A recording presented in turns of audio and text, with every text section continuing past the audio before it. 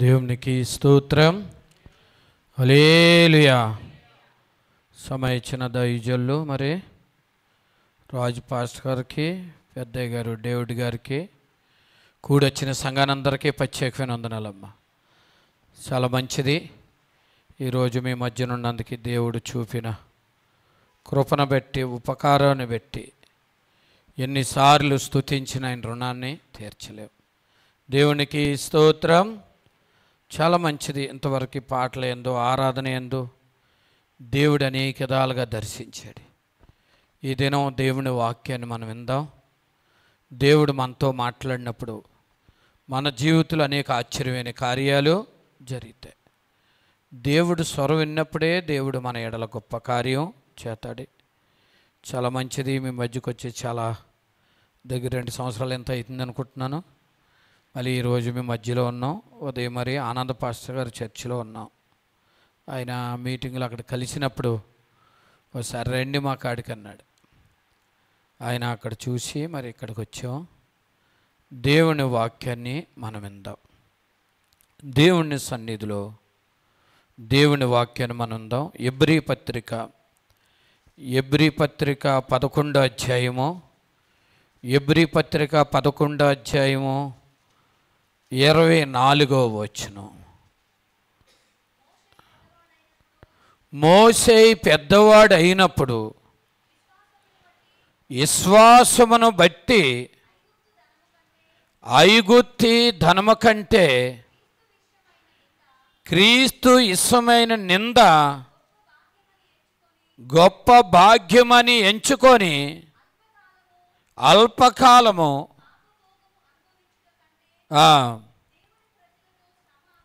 దేవుని ప్రజలతో శ్రమ అనుభవించుటే మేలని యోచించి ఫరో కుమార్తె ఒక దేవునికి స్తోత్రం. లేలే చిన్న ప్రార్థన చేసుకుందాం. ప్రార్థన చేసుకొని దేవుని వాక్యాన్ని విందాం. పరిశుద్ధుడా, గొప్ప దేవా, దయగల తండ్రి, నీ నామానికి వందనాలు నాయన. ఇదిగో నీ దాసుడును బలహీనును ప్రభా, ఇదిగో నీ పచ్చ నిలబడుతుండగా నన్ను నీ సెలువు సాటును మరుగుపరచు నాయన. ఈ మధ్య ప్రభా, ఈ ఉదయకాలం నువ్వే కూడొచ్చి నీ ప్రజలతో మాట్లాడు నాయన. నీ స్వరాన్ని వినిపించు నాయన, నీ స్వరాన్ని వినిపించు నాయన. ప్రభా, నువ్వు మాట్లాడితేనే నీ బిడ్డల జీవితంలో గొప్ప కార్యాలు జరుగుతాయి నాయన. ప్రభా, మానవ స్వరాన్ని మరుగుపరిచి నీ దైవ స్వరాన్ని వినిపించు. ఇదిగో నీ దాసుడిగా నీ పచ్చా నిలబడినాను నాయన. నన్ను నీ సెలువు సాటిని మరుగుపరిచి 7 ఆత్మతో అభిషేకించి కూడొచ్చిన నీ ప్రజలతో మాతో మాట్లాడి నీ స్వరం అనిపించమని నజరేయుడైన యేసు నామమున పేటడుతున్నాం తండ్రి, ఆమేన్. దేవునికి స్తోత్రం. హల్లెలూయా. కోత సౌండ్ కొద్దిగా. దేవునికి స్తోత్రం. చాలా మంచిది ప్రేమైన వాళ్ళరా. మళ్ళీ అదే వాక్యాన్ని చదువుకుందాం. ఎబ్రీ పత్రిక 11:24 వచనం. మోషే పెద్దవాడు అయినప్పుడు విశ్వాసమును బట్టి ఐగుప్తు ధనము కంటే దేవునికి స్తోత్రం. మోషే పెద్దవాడైనప్పుడు ఐగుప్తు ధనము కంటే క్రీస్తు ఇష్టమై నింద గొప్ప భాగ్యం ఎంచుకున్నాడు. దేవునికి స్తోత్రం. హల్లెలూయా. ప్రియమైన బిడ్డలారా, ఫరో తర్వాత మోషే ఐగుప్తుని పరిపాలించాలి. ఎందుకంటే ఇశ్రాయేలు ప్రజలతోటి శ్రమ అనుభవించినందుకు మోషే, ప్రియమైన బిడ్డలారా, అదే గొప్ప భాగ్యం ఎంచుకున్నాడు.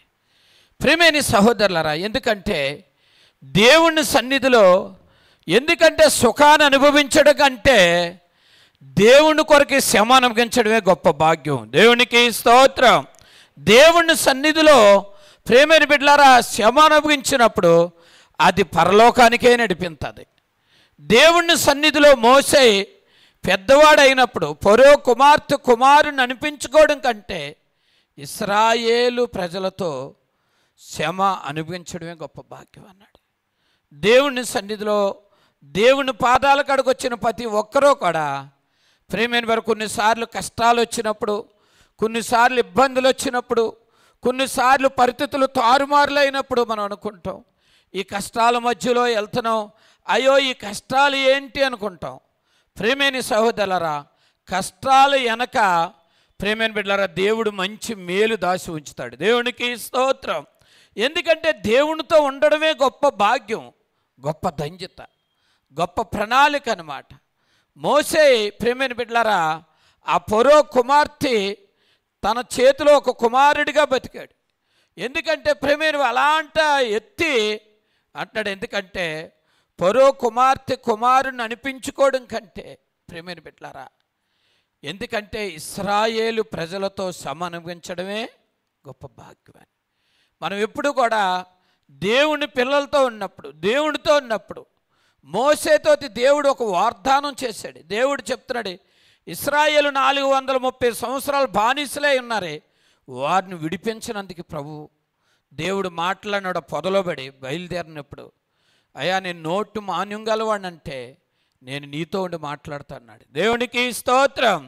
ప్రేమేని సహోదరులారు, ఎందుకంటే మోసే శ్రమ అనుభవించడం మేలని ఆయనకున్న ఆలోచన ఏంటంటే, దేవుడి ఆలోచన మోసే ఎడల గొప్పగా ఉంది. దేవునికి స్తోత్రం. మోసే ఎడల దేవుడు ఉద్దేశాన్ని కలిగి ఉన్నాడు బిడ్డ. దేవుడు ఉద్దేశాన్ని కలిగి ఉన్నప్పుడు దేవుడు గొప్ప కార్యం చేస్తాడు. 25వ వచనం చదువమ్మా, ఆ ఎబ్రీ పత్రిక 11:25. అల్పకాలము పాపభోగము అనుభవించడం కంటే దేవుని ప్రజలతో శ్రమ అనుభవించడమే మేలని యోచించి ఫరో కుమార్తె కుమారుడని అనిపించుకొనకు ఒప్పుకొనలేదు. దేవునికి స్తోత్రం. ప్రేమని బిడ్డలారా, ఎందుకంటే ఫరో కుమార్తె కుమారునను కూడా ఆయన ఒప్పుకోలేదు. దేనికంటే అల్పకాలము ఈ భోగాలన్నీ అనిపించడం కంటే. ప్రేమని బిడ్డలారా, లోకం ఏదో ఒకరోజు గతించిపోద్ది. దేవుని కొరకు బ్రతికితే, దేవుని సన్నిధిలో పరిపూర్ణతంగా ఉంటే బిడ్డ దేవుడు గొప్ప కార్యం చేస్తాడు. నిర్గమకాండం 14వ అధ్యాయము, నిర్గమకాండం 14వ అధ్యాయం 13వ వచనం చదువు నాయన. నిర్గమకాండం 14వ అధ్యాయము. అందుకు మోషే, భయపడుకుడి, యెహోవా నేడు కలగచేయ రక్షణను మీరు ఊరికినే నిలిచి ఉండి చూడిడని నేడు చూసిన ఐగుప్తీయులను. దేవునికి స్తోత్రం. ప్రియమైన వారు, మోషే ఇశ్రాయేలు నడిపించినప్పుడు, మోషే ఇశ్రాయేలు నడిపించినాడే. ఎందుకంటే వెనకాల ఫరో సైన్యము తరుముకుంటూ వస్తుంది, ముందల ఎర్ర సముద్రం ఎదురుగా ఉంది. ఇక్కడ చాలా జాగ్రత్తగా వినాలి. ఎందుకంటే ముందల ఎర్ర సముద్రం ఉంది, వెనకాల ఫరో సైన్యం వెనక తరుముకుంటూ వస్తుంది. దేవునికి స్తోత్రం.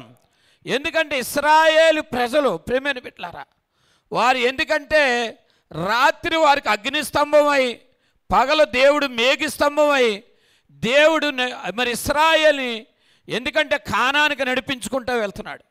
ప్రేమైన బిడ్డలారా, వారికి దాహం వేసినప్పుడు బండలో నీళ్లు తాగుతున్నారే, ఆహారం ఆకలేసినప్పుడు దేవుడు ముందు మనసు కురిపించి ఆ వెనకాల మరణాన్ని కురిపించున్నాడు. మరణ కింద పడితే అది పాడవుతుందని దేవుడు ఇశ్రాయేలు ప్రజల్ని ఆ రీతిగా నడిపించి దేవుని చేత ప్రేమైన బిడ్డలారా, ఇశ్రాయేలు ప్రజలు కూడా ఎన్నో అద్భుతాలు చూశారు. దేవునికి స్తోత్రం. ఎన్నో గొప్ప కార్యాలు చూశారు. ప్రేమైన బిడ్డలారా, దేవుని సన్నిధిలో వారు నడిచి వెళ్తుండగానే ముందల ఎర్ర సముద్రం ఉంది, వెనకాల ఫరో సైన్యం. మరి ఎందుకంటే ప్రేమైన బిడ్డ గుర్రముల మీద రథముల మీద బయలుదేరి వారు వస్తున్నారు. ఇశ్రాయేలు ప్రేమైన బిడ్డలారా, వారి జీవితంలో తొందరే. అయ్యో అరణ్యానికి నడిపించాడు, మోసే ద్వారా వచ్చి ఏంటి అలాగని చాలా ఆందోళన చెందుతున్నారు.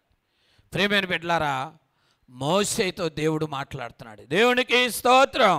కొన్నిసార్లు మనం అనుకుంటాం, కష్టాలు వచ్చినప్పుడు, శ్రమలు వచ్చినప్పుడు, అనేక పరిస్థితుల్లో అయ్యో నా జీవితం ఏమవుతుంది అనుకుంటున్నాం. ప్రేమైన సహోదరులారా, ఏ పరిస్థితుల్లో ఉన్నా ప్రభు నిన్ను పిలిచినవాడు నమ్మదగినవాడు. ఎందుకంటే దేవుడు తన పిల్లల్ని ఎప్పుడు ఆయన విడిచిపెట్టేవాడు కాదంతే. ఎందుకంటే దేవుడు ఆయన ఆశ్చర్యమైన కార్యం చేస్తాడు, ఆయన గొప్ప కార్యాలు చేసే దేవుడు. ఇక్కడ ఎందుకంటే ఎర్ర సముద్రం ఎదురుగా ఉంది, వెనకాల ఫరో సైన్యం తరుగుతుంది. ఏం చేయాలి బిడ్డ? ఎందుకంటే చాలామంది సామెత ముందు చూతే నుయ్య, వెనక చూతే గొయ్య అంటారు బిడ్డ. అలాగే ఎర్ర సముద్రం ముందు ఫరో సైన్యం వెనకాల తరుగుతున్నారు బిడ్డ. మళ్ళీ 13వ వచనం చదువు. అందుకు మోషే భయపడుకుడి, యెహోవా నేడు కలగచేయే రక్షణను. దేవునికి స్తోత్రం. ఇశ్రాయేలు ప్రజలతో చెప్తున్నాడు మోషే, భయపడుకుడి. ఇశ్రాయేలుతో మోషే చెప్తున్నాడు, యెహోవా రేపు కలగచేయే నేడు కలగచేయే రక్షణ ఊరికినే నిలిచి చూడుడి. అంతే, మీరు నిలిచి చూడండి, దేవుడి కార్యం చేస్తాడు. ప్రియమైన బిడ్డలారా, తన పచ్చని తన పిల్లలు కొన్నిసార్లు పరిస్థితులు తారుమారులుగా ఉన్నప్పుడు అనుకుంటాం, అయ్యో ఈ పరిస్థితిలో పడి ఎలాగా జీవితం అనుకుంటాం. ప్రియమైన బిడ్డలారా, దేవుడు ఏ రీతిలో కార్యాన్ని ఎలా చేస్తాడో అది ఎవరికి కూడా తెలీదు. ప్రియమైన బిడ్డలారా, దేవుడు మోషేతో మాట్లాడిదిగో నా ప్రజలు ఇశ్రాయేలు మరి ఎందుకంటే ఐగుప్తీల ఆ ఫరో చేతిలో 430 సంవత్సరాలు బానిసలేనాలి, వెళ్ళి నువ్వు విడిపించమంటే కొన్ని సూచనలు కొన్ని ఆధారాలు చూపించాడు. కానీ చెప్పడం టైం అవుతుంది కాదు. ప్రియమైన బిడ్డలారా, ఎందుకంటే వారు భయపడినప్పుడు దేవుడు మోషే ప్రజలతో చెప్తున్నాడు అంతే. ఎందుకంటే రేపు కలగచేయ రక్షణ చూడబట్టినాడంతే, భయపడొద్దంటున్నాడు. కారణం ఏంటంటే దేవుడు మనల్ని అరణ్యంలో నడిచినప్పుడు పగలు మేఘస్తంభం రాత్రి అగ్నిస్తంభం వేసిన దేవుడు. ఎందుకంటే ఇంతమందికి ఆహారాన్ని సిద్ధపరిచిన దేవుడు. ప్రియమైన బిడ్డలారా, దేవుడు వాక్యం చెప్తుంది, వాళ్ళు ప్రారంభంలో వేసుకున్న జోళ్ళు కూడానంట వారు బయలుదేరినాడు తన పిల్లలు చిన్నవారుగా ఉంటే వారు ఎదిగిన తర్వాత కూడా ఆ జోళ్ళు చెరిపోయాయంట వారికి. వారు వేసుకున్న వస్త్రాలు 40 సంవత్సరాల అరణ్యంలో ప్రయాణం చేయాలంటే 10 సంవత్సరాల్లో వేసుకున్న ఆ చిన్న పిల్లడికి వేసుకున్న చెట్టు 2 సంవత్సరాలు అయితే చిందైపోయి తీసి పారేయాలన్నమాట. అలాంటి పరిస్థితిలో దేవుని వాక్యం చెప్తుంది, వారు వేసుకున్న జోడులు అరగలేదంట, వారు వేసుకున్న వస్త్రాలు కూడా నలగలేదంట. ఎంత గొప్ప భాగ్యం అంటే. ప్రియమైన వాళ్ళ దేవుడు ఏ ఉద్దేశంతో వారిని కానాన్ని నడిపించాలని గొప్ప ప్రణాళిక కలిగి ఉన్నాడు. ప్రియమైన బిడ్డలారా, ఈరోజు ఉదయం వేసుకున్నాం అనుకో, సాయంత్రానికి బట్టలు మాసిపోతాయి. ప్రియమైన బిడ్డలారా, దేవుడు వాగ్దానం, ఇశ్రాయేలుతో చేసిన వాగ్దానం, దేవుడు గొప్పవాడు. దేవునికి స్తోత్రం. ఇశ్రాయేల్ని కాపాడేవాడు కొనుకడు నిద్రపోనని చెప్పిన దేవుడు. వారు ఎందుకంటే ప్రియమైన బిడ్డలారా, ఒక మేఘం ఆగినప్పుడు ఆ మేఘం కింద రెస్ట్ తీసుకునేవారంట. మళ్ళీ మేఘం కదిలితే మళ్ళీ వాళ్ళు ప్రయాణం చేసే బయలుదేరి వెళ్ళిపోయారు. అలాంటి పరిస్థితిలో ఉన్నప్పుడు దేవుడు వాళ్ళ ఎడలు ఎన్నో గొప్ప కార్యాలు దేవుడు చూశారు. ప్రియమైన బిడ్డలారా, ఆ ఎర్ర సముద్రము ఫరో సైన్యాన్ని చూసినప్పుడు వారిలో భయము కలిగింది. దేవునికి స్తోత్రం. వారిలో భయము కలిగింది. వాళ్ళు పిలిచిన దేవుని వైపు చూస్తే దేవుడు గొప్ప కార్యాలు చేస్తాడనే వారికి ఒక నిరీక్షణ లేదు బిడ్డ. అది మాత్రం మోషేకు ఉంది. ఎందుకంటే దేవుడు ఎందుకంటే ఈ ఎర్ర సముద్రం 2 పాయలుగా చేతాడనే ఒక మంచి ప్రణాళిక కలిగి ఉన్నాడు మోషే. దేవునికి స్తోత్రం. ప్రియమైన సహోదరి సహోదరులారా, ప్రభు మన ఎడల గొప్ప కార్యం చేతాడంతే. ప్రభు తన పిల్లల ఎడల ఆశ్చర్యమైన కార్యాన్ని ఆయన జరిగించే దేవుడు. మోషే తన వారితో చెప్తున్నాడు, ఎందుకంటే భయపడుకుడి, రేపు కలబోయే రక్షణ మీరు ఊరికినే చూడమంటాడు. కింద మాట చదువు నాయన, కింద మాట చదువు. నేడు చూసిన ఐగుప్తీయులను ఇక మీదటకి ఎన్నడను చూడరంతే. దేవునికి స్తోత్రం. అంటే నేడు చూసిన ఐగుప్తు అంటే ఇప్పుడు మీరు చూసిన ఐగుప్తులు రేపుకి ఎప్పుడు కూడా చూడరంతే. కారణం ఏంటంటే ప్రియమైన బిడ్డలారా, మనం నడిపించిన దేవుడు లోకములో ఉన్నవాడి కంటే మనలో ఉన్నవాడు గొప్పవాడు. దేవునికి స్తోత్రం. ఎందుకంటే ఇక రేపు వీరిని చూడరని చెప్తున్నాడు అంతే. ఆ కింద మాట చదువు నేను. యెహోవా మీ పక్షమున యుద్ధము చేయును, మీరు ఊరికినే ఉండవలనని ప్రజలతో చెప్పిను. చదవమ్మ. అందుకు యెహోవా మోషేతో, నీవేళ నాకు మొరపెడుచున్నావు. దేవునికి స్తోత్రం. ప్రేమైన బిడ్డలారా, ప్రజలందరూ మోషే మీద సనుక్కుంటున్నాలే, మోషే దేవునికి మొరపెడుతున్నాడు. దేవునికి స్తోత్రం. మోషే దేవునికి మొరపెడుతున్నాడు. మోషేతో దేవుడు అంట, నువ్వు ఎలా నాకు మొర్రపెట్టుచున్నావు. చదువమ్మ మాట. నువ్వెలా నాకు మొర్రపెట్టుచున్నావు, సాగిపోవుడని ఇశ్రాయేలుతో చెప్పుము. నీవు నీ కర్రను ఎత్తి ఆ సముద్రం వైపు నీ చెయ్యి చాపి, అప్పుడు ఇశ్రాయేలు సముద్రం మధ్యను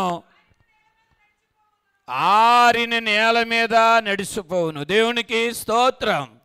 ప్రియమైన బిడ్డలారా, మోషే ఆ కర్ర సముద్రం మీద చాపగానే దేవుడు 2 పాయలుగా చేసెను. దేవునికి స్తోత్రం. ప్రియమైన బిడ్డలారా, దేవుడు ఆశ్చర్యమైన కార్యం చేస్తాడు. దేవునికి అసాధ్యమైనది ఏమీ కూడా లేదు. కింద మార్చదు, నేను కింద మార్చదు.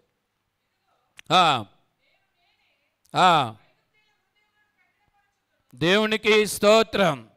ప్రియమైన బిడ్డలారా, ఎందుకంటే దేవుడు ఐగుప్తీయుల హృదయాలను కఠినపరిచాడు. కారణం ఏంటంటే ఆ కర్ర చేపగానే దేవుడు 2 పాయలుగా చేసెను. దేవునికి స్తోత్రం. దేవుడు వెనకాల ఫరో చేంజు, ముందల ఎర్ర సముద్రం. ప్రియమైన బిడ్డలారా, దేవుడు గొప్ప కార్యాలు చేసే దేవుడు. ఎర్ర సముద్రం ఎదురుగా నిలిసింది, ఫరో సైన్యము వెనక తరుముచున్నది. ఎర్ర సముద్రం ఎదురుగా నిలిసింది, ఫరో సైన్యము వెనక తరుముచున్నది. యేసు వైపు చూడగా ఆయనను వీడగా ఫరో సైన్యము ఆగినది. ఎర్ర సముద్రం పాయలైనది, ఫరో సైన్యము ఆగినది. ఎర్ర సముద్రం పాయలైనది. దేవునికి స్తోత్రం. ప్రియమైన సహోదరులారా, దేవుడు చెప్తున్నాడు మోషేతో, మోషే నువ్వు ఎలా నాకు మొరపెడుతున్నావు, ఎందుకంటే ఆ కర్ర చాపమని చెప్పాడు. నీ చేతిలో ఉన్న కర్ర చాపు, అది నేను 2 పాయలుగా చేస్తాను. దేవునికి స్తోత్రం. ప్రియమైన సహోదరులారా, ఎలాంటి పరిస్థితులను మన దేవుడు, ఎందుకంటే ఆ పరిస్థితుల్లో ఇడిపించినందుకే ఆయన సమర్థుడు. ప్రియమైన బిడ్డలారా, అదే నిర్గమకాండం 14:21 చదువు నాన్న. 21 మోషే సముద్రం వైపు తన చెయ్య సాపగా యెహోవా రాత్రి అంతయు బలమైన తూర్పు గాలి చేత సముద్రమును తొలగించి దానిని ఆరిన నేలగా చేసెను. దేవునికి స్తోత్రం. ప్రియమైన బిడ్డలారా, సముద్రం చూడండి, చాలాసార్లు సముద్రం మీరు చాలాసార్లు వెళ్ళే ఉంటారు. అది ఎలా ఉంటుంది, కొద్ది దెబ్బ నుంచి 2 అడుగులు అయితే కోత మనకి మోకాలు లోతు వస్తుంది. మనిషి ఎల్లి కొలిది లోతు ఎలాగుంటుంది అన్న. మనిషి నిలువ వెళ్ళే వరకు కొంత దూరం వెళ్ళవాడికి అలా బాగా లోతు వచ్చేది. ప్రియమైన బిడ్డలారా, అలాంటిది ఆ బలమైన తూర్పుగాలి చేత దేవుడు అది పాయలు చేసి, ప్రియమైన బిడ్డలారా, ఎందుకంటే ఆరిన నేల మీద అంటే ఎవరు నడుస్తున్నారండి? ఇశ్రాయేలు ప్రజలు నడుస్తున్నారండి. దేవునికి స్తోత్రం. ఇశ్రాయేలు ప్రజలు ఆరిన నేల మీద నడనందుకే ప్రియమైన బిడ్డలారా, అది ఏమైనా బైపిస్ రోడ్డు అండి? చెప్పండి, అదేమైనా బైపిస్ రోడ్డా? సముద్రం పాయలైంది, ప్రేమే పాయలైంది, కానీ ఆ లోపల అదంతా ఎలా బాడి జిగుడు మెట్టుతో ఉంటుంది. అలాంటి పరిస్థితుల్లో పడి అది లోతు కూడా ఇలాగా 2 అడుగులు ఎత్తే ఇలా ఉంటుంది, కానీ కిందకి వెళ్ళి కొలితే అది 100 బార్లు, 200 బార్లు, 500 ఇలాగా మైళ్ళు వస్తూ ఉంటుంది అన్నమాట. అలాంటిది వారు ఆ ధరికి వెళ్ళాలని ఆరిన నేల మీద ఇశ్రాయేలుని అన్నందుకే దేవుడు ఒక ప్రణాళిక కలిగి ఉన్నాడు. దేవునికి స్తోత్రం. దేవుడికున్న ప్రణాళిక ఏంటంటే, నా ప్రజలు వెనకాల శత్రువులు తరుగుతున్నారే, ముందల ఎర్ర సముద్రం ఎదురుగా ఉందని దాన్ని ప్రేమని బిడ్డలారా ప్రభువే దాన్ని 2 పాయలుగా చేయాలి. కానీ ఇక ఇశ్రాయేలు ప్రజలకు మోసే మీద నమ్మకం ఉంచినందుకే మోసే నీ సయ్యు ఆ సముద్రం మీద చాపమన్నాడు. అది 2 పాయలుగా అవగానేనంట ఆరిన నేల మీద నడుస్తున్నారండి. నేను అనుకుంటున్నాను ఆరిన నేల మీద నడడం అంటే మన బైపిస్ రోడ్డు ఏం కాదు. దేవుడు అనంత జ్ఞాని.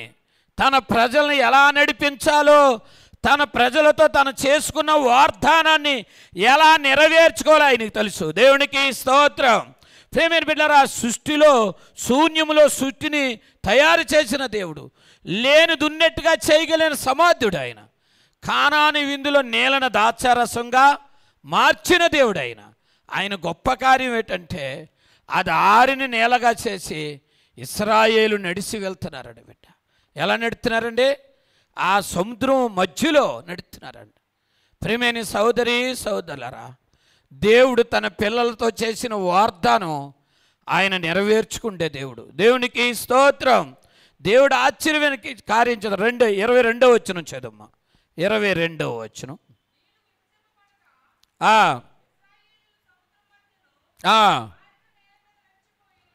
వారిన నేల మీద నడిచిపోయిరి. ఆ నీళ్ళంటే కుడి అనవు పక్కనే వారికంటే గోడవలే ఉన్నాయండి. దేవునికి స్తోత్రం.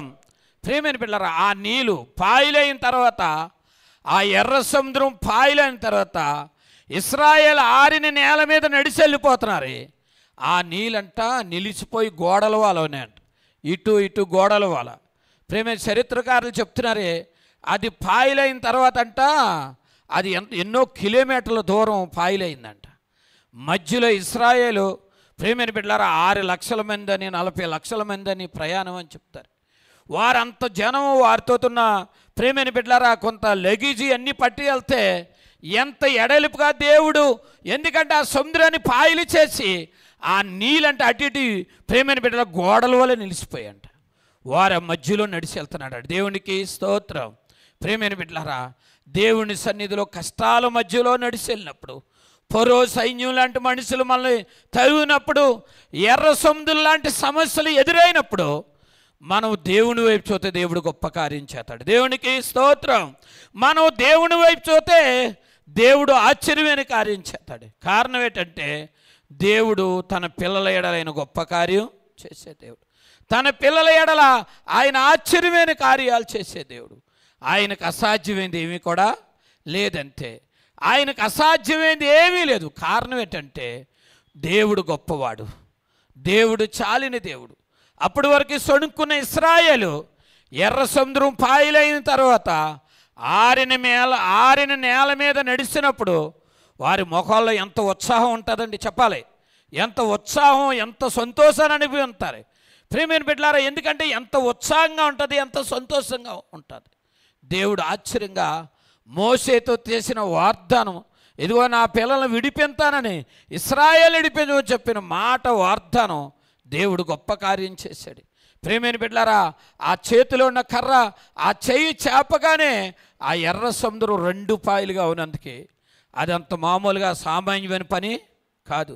నువ్వు నేను కర్రటికలు పాయలు అయిపోంటే అయిపోద్దా చెప్పండి. ఆయన విశ్వాసం ఉంటే పాయలుగా చేస్తాడు దేవుడు. దేవునికి స్తోత్రం. దేవునికి అసాధ్యమేదే ఉందండి. ఆనాడుండి నాడు లేకపోలేదు, నిన్న నీడు ఆయన ఏకరీతిగున్న దేవుడు. ఆయన గొప్ప కార్యాలు చేసే దేవుడు. ఆ నీళ్ళంటే 2 పక్కల, ఇప్పుడు మన చర్చ్ ఉంది, ఈ గోడ అలా నిలిచిపోయేంటంతే వారి మధ్యలో నడుస్తున్నారంట. దేవునికి స్తోత్రం. ఎంత ఆశ్చర్యం అండి, మధ్యలో నెడ్డం ఎంత ఆశ్చర్యం. దేవుడు చేసిన కార్యాలు మన కంటికి ఆశ్చర్యంగా కనబడతాయి. దేవుడు తన పిల్లలేడ ఆశ్చర్యమైన కార్యం చేస్తాడు. దేవుడు తన పిల్లలకి గొప్ప వాగ్దానం చేయగలడు. ప్రియమైన బిడ్డలారా, మా ఆత్మీయ తండ్రి దాసయ్య గారు ఏట్లపాలెం గ్యామ్ ఆయన కొల్లు గీసుకుండేవాడు, 2 ఎకరాలు చదివాడు. ఆయన దేవుని పిలిచిన తర్వాత ముందు నాగలపల్లి వెళ్ళాడు. నాగలపల్లిలో అక్కడ ప్రార్థన చేసుకుంటే ఇదిగో నిన్ను చంపేతావంటే మళ్ళీ రావణెక్కపేట రావులపాలెం వచ్చాడు.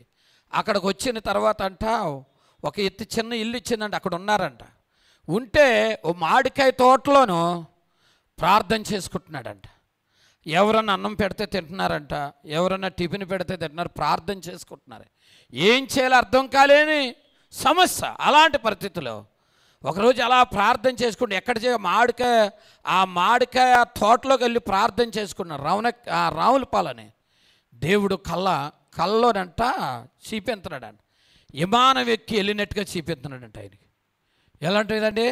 విమానం ఎక్కినట్టుగా చూపిస్తే అప్పుడు తెల్లారిపోయింది. ప్రేమైన బిడ్డలారా, అప్పుడు ఎందుకంటే కొంతమంది వస్తే వారికి ఏదో 2 మాటలు చెప్తున్నాడంట. కానీ ఇక అక్కడక్కడ అలా 2 మాటలు చెప్తున్నాడు. ప్రేమైన బిడ్డలారా, అప్పుడు అన్నాడు, రాత్రి నాకు కల వచ్చింది, నేను విమానంలో ప్రయాణం చేసినట్టుగా వచ్చింది అన్నాడండి. దేవునికి స్తోత్రం. అందరూ 2 చేతుల పైగా తల్లి చెప్దాం హల్లెలూయా. ప్రేమైన బిడ్డలారా, ఏంటి ఈయనకి ఇప్పుడు మనం ఏదో పెడితే తింటున్నాడే, విమానంలో ప్రయాణం చేస్తున్నాడంట, చాలా బాగుంది ఇది అనుకుంటున్నారండి బిడ్డ. ఎందుకంటే ఆయన పిలిచిన దేవుడు నమ్మదగినవాడు, ఆయన ఆశ్చర్యమైన కార్యం చేస్తాడు. అదేవిధంగా ప్రేమైన బిడ్డలారా, అక్కడి నుంచి అలాగ ఉప్పాడ ప్రాంతం వచ్చి ఉప్పాడలో ఒక చోట చిన్న ఇల్లు అద్దెకి ఒక 5 రూపాయలకో 2 రూపాయలకు అద్దె తీసుకొని ఆ అద్దె కూడా కెట్టలాక వాళ్ళు పాత్రలు కూడా పారేశారంట బయటికి పొమ్మని. అలాంటి పరిస్థితుల్లో ఉన్న ఎత్తి ప్రేమైన బిడ్డలారా, ఆయన సేవ ప్రారంభించి ఒక సినిమాలు అప్పుడు ఏదో ప్రేమైన బిడ్డ తోలుబొమ్మలు సినిమాలు అంట, మామూలుగా కాదండి. అలాంటి అందులో ఆడక అన్నారంట, దాసు గారండి ఇది నువ్వు తీసుకోండి అన్నారంట. నువ్వు తీసుకొని నీకు ఎప్పుడుంటే అప్పుడు, ఎవరూ రావట్లేదంట అందులోకి, నీకు ఎప్పుడుంటే అప్పుడు ఇచ్చేయమని. ప్రేమైన బిడ్డలారా, అలాంటి పరిస్థితిలో ఆ రాత్రంతా తలంలో ప్రార్థించే, ప్రభా ఇది నాకే కావాలి, ఎవరికి వద్దని. ఎవరో బేరానికి వచ్చేవారు కదని.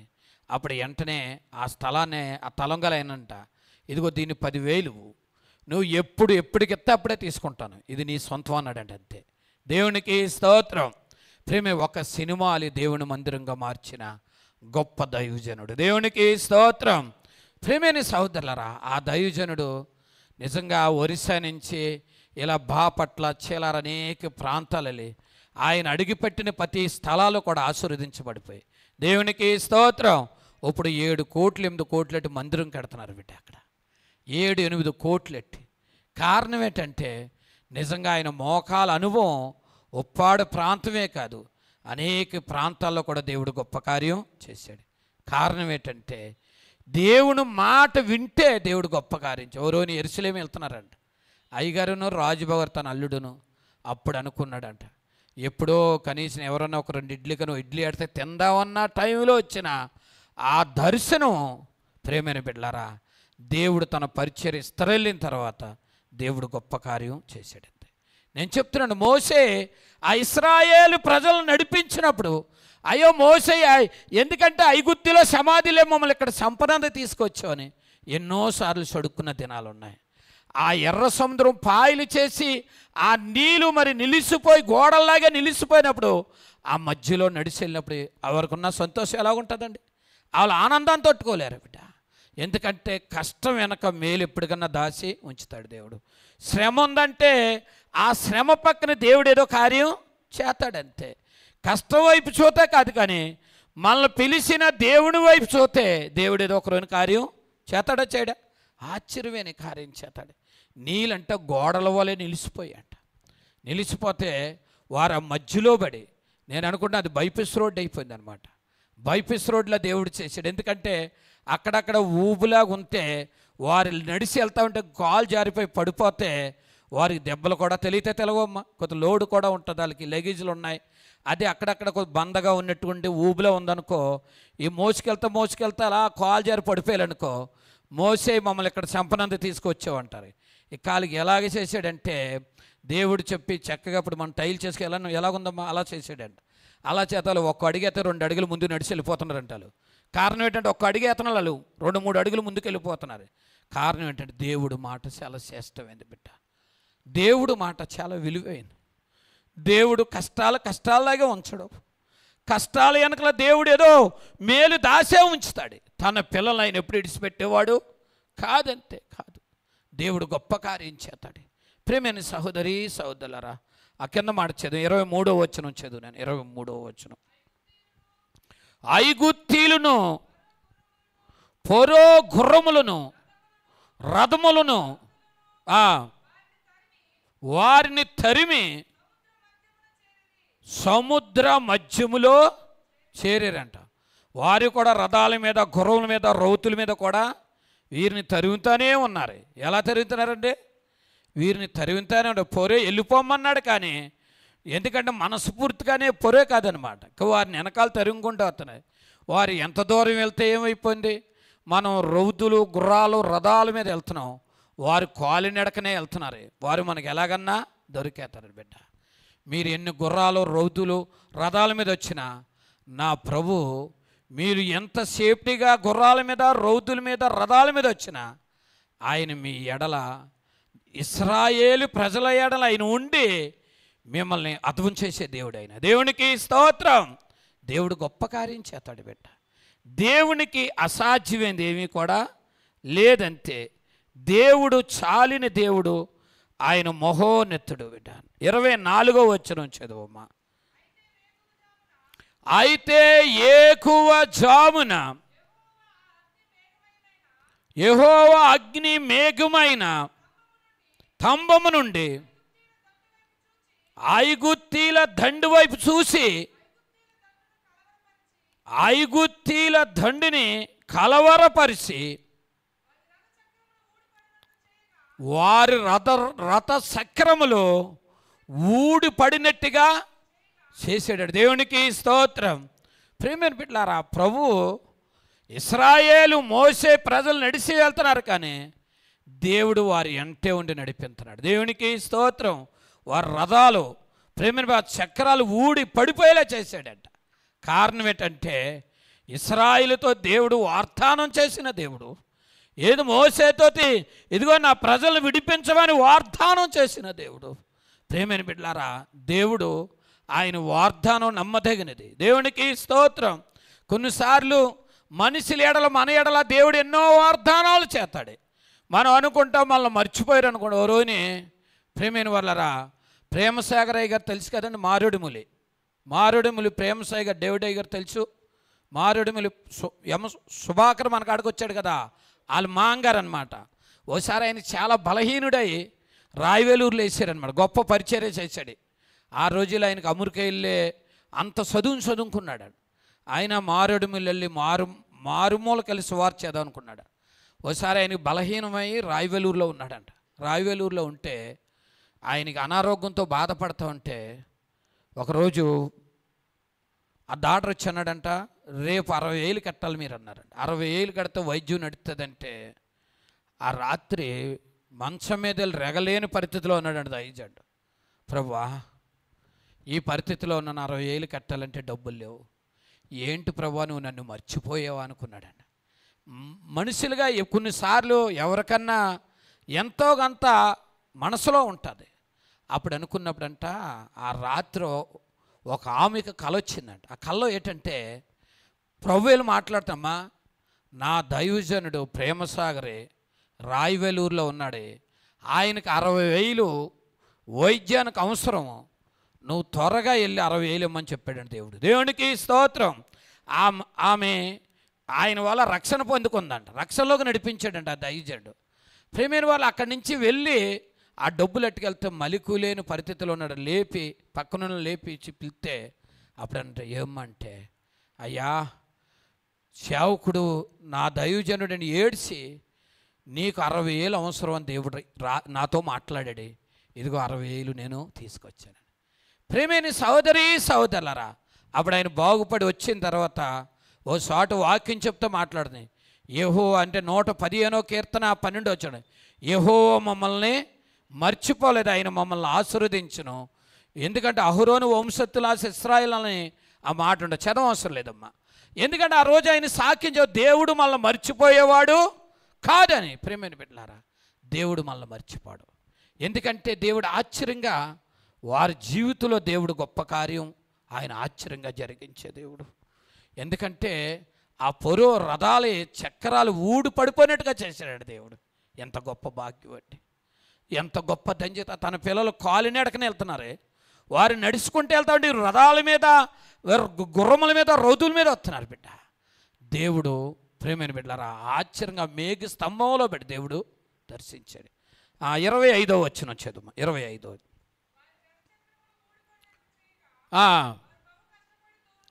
వారు బహు కట్టబడి తోలుచుండిరి. అప్పుడు ఐగుప్తీయులు ఇశ్రాయేలు ఎదుటి నుండి పారిపోదము రండి, యెహోవా వారు పక్షమున. దేవునికి స్తోత్రం. ప్రేమైన బిడ్డలారా ఎందుకంటే ఆ పొరో సైన్యానికంట, ఎందుకంటే యెహోవా ఇశ్రాయేలు పక్షమున యుద్ధము చేయుచున్నాడు, పారిపోదాం అనుకుంటున్నాడు బిడ్డ. అప్పటి వరకు వారు అనుకున్నారే వారు నడిసే వెళ్తున్నారు అనుకుంటున్నారు. ప్రేమైన బిడ్డారా దేవుడు వారి ముందే నడుస్తున్నాడు. దేవునికి స్తోత్రం. వారిని నడిపించి వారిని ఎన్నంటుకొనే నడిచి వెళ్తున్నారు. ఎందుకంటే వెనకాల శత్రు సైన్యము తరుగుతుంది. ఈ మధ్యను దేవుని పాదాల అక్కడికి వచ్చావు. ఏ శత్రువుడు నిన్ను తరివినా నువ్వు నమ్ముకున్న దేవుడు నీ పచ్చనే ఉంటాడు. దేవునికి స్తోత్రం. దేవుడు గొప్ప కార్యం చేస్తాడు బిడ్డ. దేవునికి అసాధ్యమైంది ఏమీ కూడా లేదంతే, ఏమీ లేదు. ప్రేమైన వాళ్ళరా 26వ వచనం చదువు. 26. అంతలో యెహోవా మోషేతో ఐగుప్తీయుల మీదకిని వారి రథముల మీదకిని వారి రౌతుల మీదకిని నీళ్లు తిరిగి వచ్చినట్లు సముద్రం మీద నీ చెయ్యు చాపమను. దేవునికి స్తోత్రం. ప్రేమైన బిడ్డలారా దేవుడు మళ్ళీ మోషేతో చెప్తున్నాడు, వారి రథముల మీదకి వారి గుర్రముల మీదకి వారి రౌతుల మీదకి నీళ్లు తిరిగి వచ్చినట్టుగా నీ చెయ్యు చాపు. జాలుగలనా దేవా నీ చెయ్య చాపవా ఇగువా, చేరగలని దరికి నే పాపినయ్యా ప్రభువా, నే పాపినయ్యా ప్రభువా. దేవునికి స్తోత్రం. మోషేతో చెప్తున్నాడు, వారి గుర్రముల మీదకి రౌతుల మీదకి ప్రేమైన బిడ్డల రథాల మీదకి నీళ్ళు తిరిగి వచ్చినట్టుగా నీ చెయ్య చాపు. ప్రేమైన వాళ్ళరా ఎందుకంటే ఆ వెనకాల మోసే నడిపించి వారితో అన్నారు, కానీ మళ్ళీ వారి ప్రజలే మోసే ఇదిగో రథాల మీద వచ్చేస్తున్నారు, గుర్రాల మీద వచ్చే రౌతుల మీద వచ్చేస్తున్నారు అని మోసేని తొందర పెడుతున్నాడు బిడ్డ.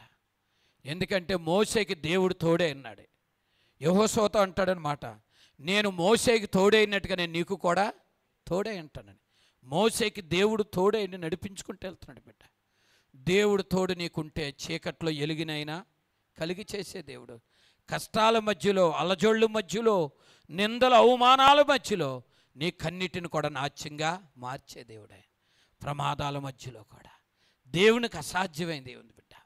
వెంటనే ఆ ఎర్ర సముద్రం గోడల ఆ నీళ్ళు గోడల వలె నిలిచిపోయి ప్రేమైన బిడ్డలారా ఆ మధ్యలో పడి నడిచి 6 నెలలు వెళ్తున్నారు. నేను అనుకుంటాను ఆ మాట నాకు చాలా ఇష్టమైన మాట. సముద్రంలో ఏడసేసాను కాబట్టి నాకు తెలుసు చాలా బాడిగా ఉంటుంది, 4 అడుగులు ఎవడి కింద దిగిపోతూ ఉంటాం. అలాంటి పరిస్థితిలో అది 6 నెలలుగా చేసి కనీసం వాళ్ళు రథాల మీద గుర్రముల మీద వస్తున్నారంటే ఎంత టాంగ్గా ఉందండి అది చెప్పండి. ఆ భూమి ఎంత టాంగ్గా ఉంది. అప్పటి వరకు నీళ్ళున్నది ప్రేమ. కొన్నిసార్లు చూడండి ఎక్కడైనా చిన్న గొయ్యి ఉండి ఆ గొయ్యి కానీ నీళ్ళుంటే ఎండకు ఆరిపోయిందనుకో అందులో అడిగేది ఇంత మట్టి దిగిపోతాం, ఊబులో దిగిపోద్ది. కారణం ఏంటంటే ఒక సముద్రములో వారి ప్రయాణంలో నడిచి వెళుతూ ఉంటే వారికి ఒక బైపీస్ రోడ్ లాగా ఉంది. వీళ్ళు నడిచి వెళ్తున్నారే, వారి సోతేనేమో గుర్రముల మీద రథువుల మీద ఆ రథాల మీద కొట్టుకుంటూ వస్తున్నారు. ప్రేమైన బిడ్డలారా దేవుడు ఎంత గొప్పవాడంటే నేను చెప్తున్నాను, మన దేవుడు ఈ ప్రపంచంలో మన దేవుని సాటైన దేవుడు ఈ లోకంలో ఎవరో కూడా లేరు. దేవునికి స్తోత్రం. అంత గొప్ప దేవుని మనం కలిగి ఉన్నందుకే మనం ఎంతో ధన్యులం. దేవునికి స్తోత్రం. ఎంత గొప్ప భాగ్యం అంటే, ఎంత గొప్ప ధన్యత అది. ప్రేమైన బిడ్డలారా, నిజంగా మోసేది అంటున్నాడు, మోసే నీ సయ్యి ఎక్కడ చేపమంటున్నాడమ్మా? చదువు మాట 26 వచ్చిన అందులో చదవమ్మా. ఐగుప్తీయుల మీదకిని వారి రథముల మీదకిని వారి రౌతుల మీదకిని నీళ్ళు తిరిగి వచ్చినట్టు. అప్పటి వరకు నీళ్ళు ఎలా ఉన్నాయంటే గోడల్లాగా, చెప్పాలి ఎలా ఉన్నాయి, గోడల్లా నిలిచి ఉన్నాయి. మళ్ళీ నీళ్ళు తిరిగి వచ్చినట్లు సముద్రం మీద నీ చెయ్యి చాపు. దేవునికి స్తోత్రం. ఎందుకంటే ప్రేమైన వాళ్ళరా, దేవుడు మోసేతోటి తరుసుగా మాట్లాడుకుంటూ వస్తున్నాడు. మోసే, వారి మీదకి నీళ్ళు తిరిగి వచ్చినట్టుగా నీ చెయ్యి ఎక్కడ చేపమంటున్నాడే? ఆ సముద్రమే చేపమంటున్నాడు బిడ్డ. ఎందుకంటే దేవుడు తన పిల్లలతో వాగ్దానం చేసుకున్నాడు. దేవుడు వాగ్దానం గొప్పది. దేవుడు మాట, ఆయన మాట ఎత్తే అది నెరవేర్చేవాడు. ఆయన మనుషులు మాట ఎత్తే నెరవేర్చలేరు. దేవుడు మాట ఎత్తే ఆయన నెరవేర్చే దేవుడు. ప్రేమైన వాళ్ళరా, దేవుని సన్నిధిలో ఆ కింద మాట చదువు. నేను మోసే సముద్రం మీద తన చెయ్య చాపగా పొద్దు పొడిసినప్పుడు సముద్రము అతిగా బలముతోటి పొంగి పొరులను కనుక ఐగుప్తీయులు అది చూసి వెనక్కి పారిపోయిరి. అప్పుడు యెహోవా సముద్రం మధ్యను ఐగుప్తీయులను నాశనము చేసెను. దేవునికి స్తోత్రం. ఆ నీళ్ళు తిరిగి వెళ్ళిపోతామంటే ఐగుప్తీయులు అనుకున్నారంట, తిరిగి వెళ్ళిపోదాం అనుకున్నారంట.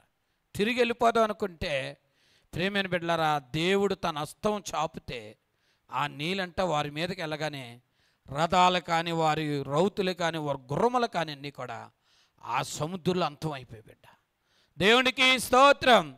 దేవుని సన్నిధిలో ఉంటున్న ప్రేమైన సహోదరులారా, దేవుడు తన పిల్లలకి ఇచ్చిన వాగ్దానము అది నెరవేర్చుకుంటే దేవుడు. దేవునికి స్తోత్రం. ఎందుకంటే నీకు నాకు ఇచ్చిన వాగ్దానం కూడా ఆయన నెరవేర్చేవాడు. దేవుడు తన పిల్లల ఎడల ఆశ్చర్యమైన కార్యం ఆయన చేతాడంతే. ఆయన మాట వింటే చాలు. ఎందుకంటే దేవుడు తన పిల్లలతోటి గొప్ప వాగ్దానం చేసే దేవుడు బిడ్డ. ఆయన మాట వింటే దేవుడు గొప్ప కార్యం చేతాడు. కారణం ఏంటంటే వారు అప్పటి వరకు ఎవరిని గురించి భయపడ్డారో వారు ఏం చేశారండి బిడ్డ?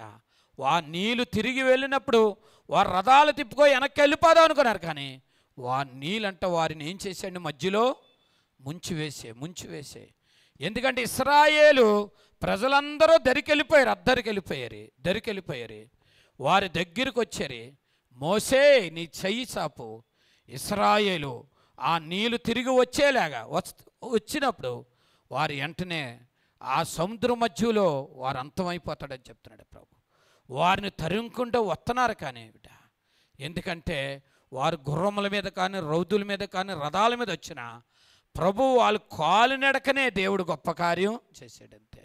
ఈరోజు నేను చెప్తున్నాను, నీ మీదకి ఎంతోమంది శత్రువులు రైసిన, శత్రువుల మధ్యలో నలిగిపోయినప్పుడు అయ్యో నా పరిస్థితిలో పడి నాకు ఏంటి స్థితిలో పడి ఎలా లెగ్గాను అనుకోవచ్చు. సోదరుడా, ఐగుప్తీయుల్ని ఆ సముద్రంలో అదం చేసిన దేవుడు నీకున్న కష్టాల్లో పడి ప్రభు కూడా నిన్ను విడిపించే దేవుడు. ఆయన దేవునికి స్తోత్రం. దేవుడు గొప్ప కార్యం చేస్తాడు బిడ్డ. దేవుడు చాలిని దేవుడు. ఆయన ఆశ్చర్యమైన కార్యాలు ఆయన చేసే దేవుడు. 29వ వచనం చదువు నాయన. నిర్గమకాండం 14:29. అయితే ఇశ్రాయేలీయులు ఆరిన నేలను మధ్యనున్నప్పుడు గోడవలే ఉండును. ఆ దినమున యెహోవా ఐగుప్తీయుల చేతిలో నుండి ఇశ్రాయేలును రక్షించును. ఇశ్రాయేలీయులు సచ్చిన ఐగుప్తీయులను సముద్రము తీరమున చూసిరి. దేవునికి స్తోత్రం. సంపాలన వచ్చే ఐగుప్తీయులు ఇశ్రాయేలు సంపాలని గుర్రముల మీద, రౌతుల మీద, రథముల మీద వచ్చినట్టు వారు, ప్రేమైన బిడ్డలారా, దేవుడు ఆ శత్రువుల చేతిలో విడిపించి, ఎందుకంటే ఆ ఫరో సైన్యం అంతానంట సముద్ర తీరాన్ని చచ్చిన శవాలను చూస్తున్నారంట.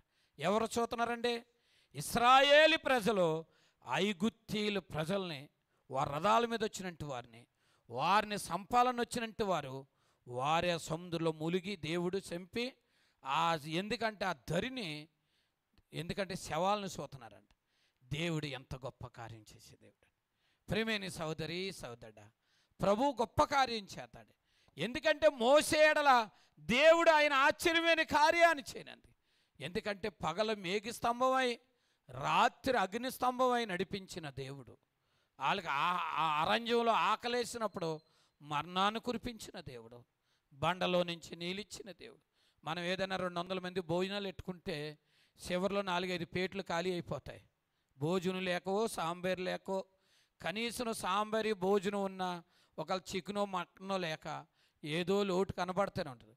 అన్నప్పుడు కనబడుతుంది, ఏదో సమయంలో కనబడతాయి.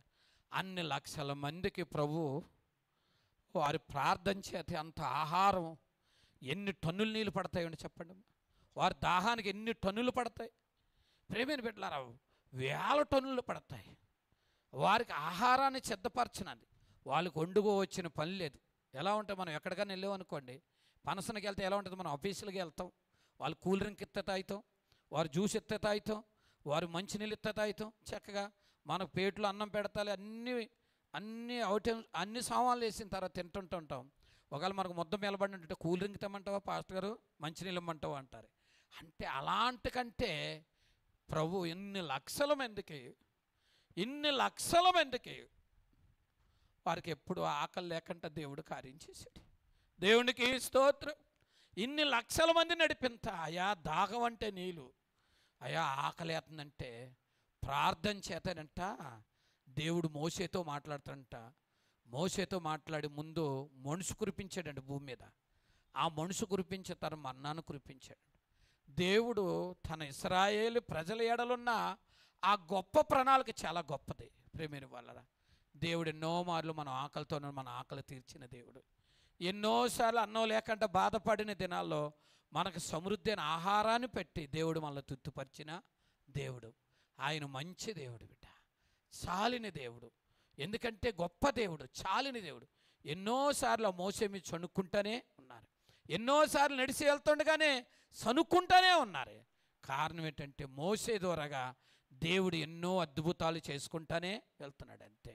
చివరిగా మాట చూసుకో, ముగించుకుందాం. ప్రేమైన బిడ్డలారా, చివరిగా మాట చూసుకుందాం. నాకు ఇచ్చిన సమయానికే ముగిస్తాం. నిర్గమకాండం 14వ అధ్యాయం 30వ వచనం చదువు. నేను 30వ వచనం. ఆ దినమున యెహోవా ఐగుప్తీయుల చేతిలో నుండి ఇశ్రాయేలును రక్షించును. దేవునికి స్తోత్రం. ఆ దినమున యెహోవా, ఎందుకంటే ఐగుప్తీయుల చేతిలో నుండి ఇశ్రాయేలును రక్షించును బిడ్డ. ఎందుకంటే ఎర్ర సముద్రం ఎదురైనప్పుడు వెనకాల ఫరో సైన్యం తన వాళ్ళను కలవరాలన్నీ కూడా తొలగించి, ఇశ్రాయేల్ అంటే యెహోవా ఐగుప్తీయుల చేతిలో నుండి దేవుడు వారిని విడిపించాడు. దేవునికి స్తోత్రం.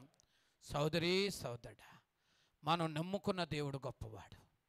మనం నమ్ముకున్న దేవుడు సాలిన దేవుడు. ఆయన మన ఎడలు ఏదన్నా చేయగలడు. అంతే.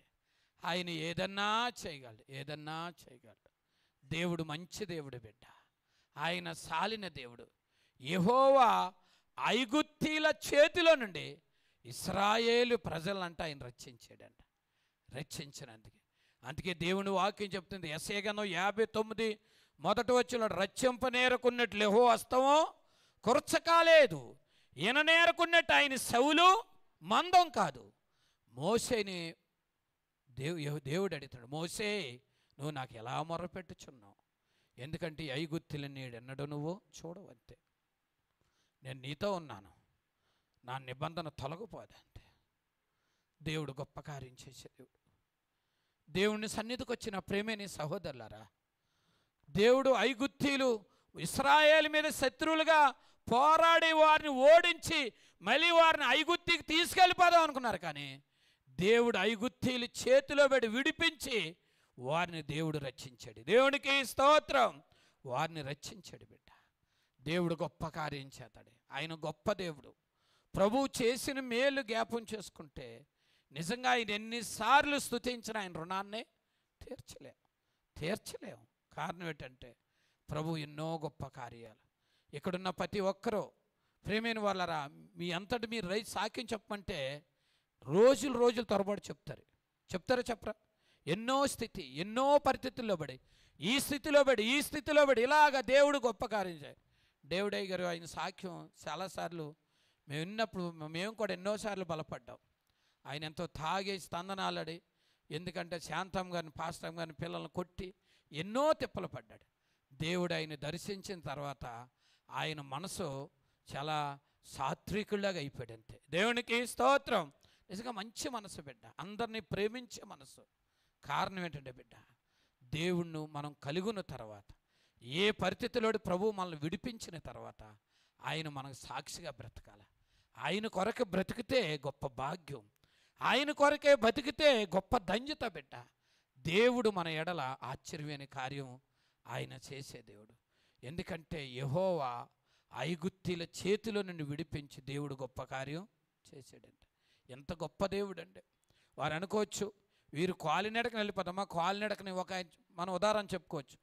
మనం కాలినడకని నడిచి వెళ్తే సైకిల్ తొక్కున్నాడు 20 కిలోమీటర్లు అనుకున్నాడు అనుకో, 2 గంటల ప్రయాణం ఉంది, మళ్ళీ అట్టేసుకుంటాడా లేదా? చెప్పండి, పట్టుకుంటాడు లేడా? అలాంటిది ప్రేమైన బిడ్డలారా, వారు మరి ఎందుకంటే వారు గుర్రముల మీద, రౌతుల మీద, రథాల మీద వస్తూ ఉంటే ప్రభు వాళ్ళు కాలినడకనే వెళ్తున్నాడా లేదా? వీళ్ళు దగ్గరికి రావడానికి ప్రభు వాళ్ళకు కొంత దూరం తీసుకెళ్ళి ఎట్టేసేవాడండి. వాళ్ళు ఎలా ఎట్టేసేవాడండి? కొంత దూరం తీసుకెళ్ళి 10 కిలోమీటర్ల ముందు తోసేవాడండి. వీళ్ళు ఎక్క కొట్టుకుంటూ వస్తున్నాను, కొట్టుకుంటానా తెక్కలోలరా కొట్టుకుంటూ వస్తున్నారే. దేవుడు తన పిల్లలు వాళ్ళ చేతిలో పెట్టాలని కాదు. నా దేవుడు తన రెక్కల కిందే వారికి ఆశ్రయం కలిగించే దేవుడు. దేవునికి స్తోత్రం. ఎందుకంటే వారు అయ్యో దగ్గరికి వెళ్ళిపోయాం, ఇశ్రాయేలు మనకు దొరికేసాలనుకోవాడికి వారికంటే కొన్ని మరుగు చూపు దూరంలో ఉండేవారు అంటారు. కారణం ఏంటంటే వారు ముందు నడిచిన దేవుడు పరాక్రమశాలి. దేవునికి స్తోత్రం. ఆయన గొప్ప దేవుడు, చాలిన దేవుడు. ఆయనకు అసాధ్యమైనది ఏమీ కూడా లేదంతే. ఆయన సన్నిధిలో ఆయనతో మన జీవితం ఉంటే అదే గొప్ప భాగ్యం బిడ్డ, అదే గొప్ప ధన్యత. ఆ 30 వచనంలో అంటున్నాడు, మళ్ళీ చదివిన 30 వచనం. ఆ దినమున యెహోవా ఐగుప్తీయుల చేతిలో నుండి ఇశ్రాయేలును రక్షించును. ఇశ్రాయేలీలు సచ్చిన ఐగుప్తీయులను సముద్రము తీర్మున చూసిరి. ఆ కింద మార్చేది నేను. యెహోవా ఐగుప్తీయులకి చేసిన ఇశ్రాయేలు చూసిరి గనుక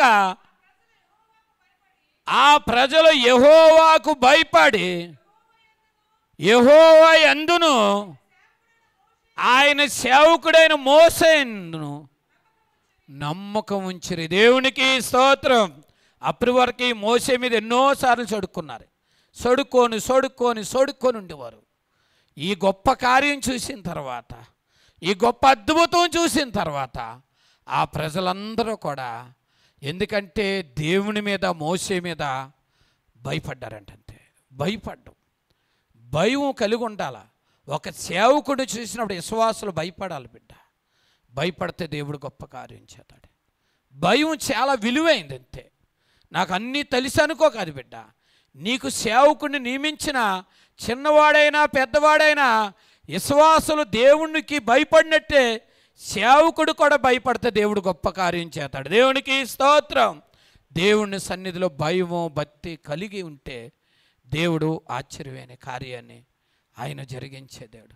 ఎందుకంటే దేవుడు మాట వినాలి బిడ్డ. దేవుని మాట కొరకు ఎదురు చూస్తే దేవుడు గొప్ప కార్యం చేస్తాడు.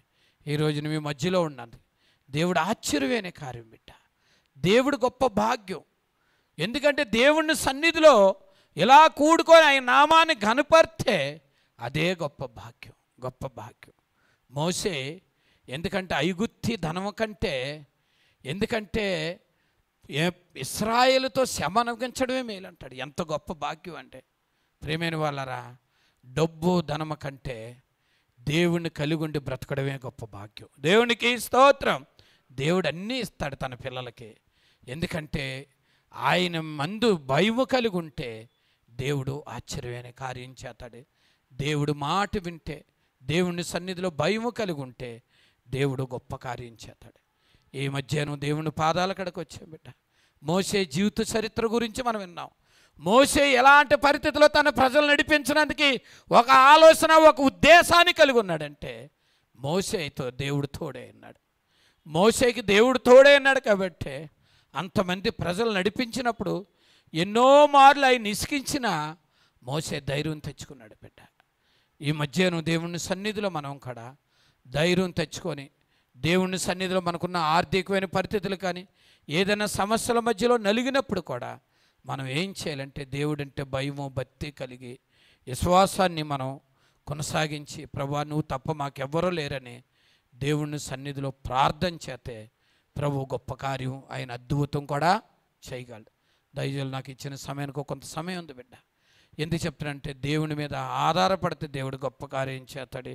అలాగే మాకు ఇచ్చిన పరిచయ కాకినాడలో మరి స్థలం మందిరాన్ని దొరికేలా ప్రార్థన చేయండి. అప్పటికే దేవుడు అయ్యారు మన సంఘం అంతా మీరు అందరూ ప్రార్థించారు. రాజు పాస్టర్ గారు అప్పుడు ఫోన్ చేస్తున్నాడు. అక్కడ ఏదో చిన్న స్థలం మందిరాన్ని దొరికేలా ప్రార్థన చేయండి. అలాగే తన కాలనీలో ఉన్న పరిచర్య గురించి, దేవుడు 3 పరిచర్యల గురించి ప్రార్థించండి. సంఘ బిడ్డల గురించి ప్రార్థించండి బిడ్డ. దేవుని సన్నిధిలో మీ ప్రార్థనే మాకెంతో అవసరం. ప్రార్థనే పరిస్థితుల్ని మారుతుంది. దేవుని సన్నిధిలో మీరు అందరూ ప్రార్థించండి. దేవుడు ఆశ్చర్యంగా ఎందుకంటే దేవుని సన్నిధిలో దేవుని మాట కొరకు ఎదురు చూసేలాగా ప్రార్థించి, మోసే ఎన్నో పరిస్థితులు ఎదుర్కొన్న దేవుని యందు విశ్వాసం ఉంచి ఆయన నడిచినట్టుగా ఆత్మీయ జీవితంలో ఒక్కొక్కరు కూడా దేవుని కొరకు నడిచినప్పుడు, దేవుడంటే భయం భక్తి కలిగి ఉన్నప్పుడు దేవుడు గొప్ప కార్యం చేస్తాడు. దేవుడి మాటలు దీవించునుగాక. ఆమె సమయం ఇచ్చిన దయచేసి కొందనాలు. ఒకసారి 2 చేతులు పైకి ఎత్తాలి చెప్దాం. చేతులు లేసినాయి కానీ శబ్దం రాలే. చెప్తారా? మనం ఎవరి గురించి విన్నాం ఈరోజు?